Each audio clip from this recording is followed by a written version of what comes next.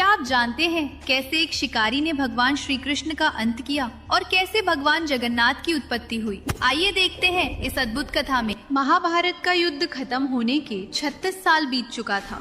एक दिन भगवान कृष्ण नदी के किनारे एक घने वृक्ष की ठंडी छांव में लेटे हुए थे। उनके दाहिने पैर का गुलाबी तलवा ऐसे चमक रहा था कि मानो कोई लाल रंग का मणि दमक रहा हो। उसी समय उस घने जंगल में जरा नाम का एक बहेलिया, एक शिकारी आ निकला। उसकी नजर दूर से उस लाल चमक पर पड़ी और उसको लगा कि शायद कोई हिरन झाड़ियों के पीछे छिपा बैठा है। उसने बिना सोचे समझे अपने धनुष पर एक बहुत ही घातक बाण चढ़ाया और छोड़ दिया। बाण सीधा जाकर भगवान कृष्ण के कोमल चरण में धंस गया। जब जरा दौड़ता हुआ पास आया तो उसने जो देखा उससे उसके पैरों तले जमीन खिसक गई। उसने देखा कि उसका बाण किसी जानवर को नहीं बल्कि स्वयं त्रिभुवन के स्वामी भगवान कृष्ण के पैर में लगा है। रक्त की धारा बह रही थी। ये दृश्य देखकर जरा बहुत बुरी तरह से रोने लगा।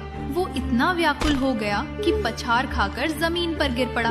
वो रोते हुए भगवान के चरणों से लिपट गया और बोला, हे नाथ, हे भगवान, मुझे क्षमा कर दें। मुझसे अनजाने में बहुत बड़ा अनर्थ हो गया कि मैंने आपके इन कोमल चरणों पर बाण चला दिया।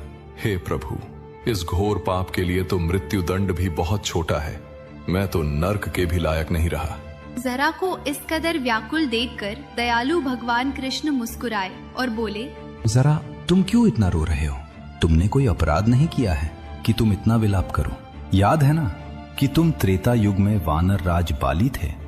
उस जन्म में मैंने राम अवतार में एक पेड़ के पीछे छिपकर तुम्हारा वध किया था, जो कि युद्ध के नियमों के विपरीत था। इसीलिए मेरी ये विदाई तुम्हारे ही हाथों पहले से तय थी।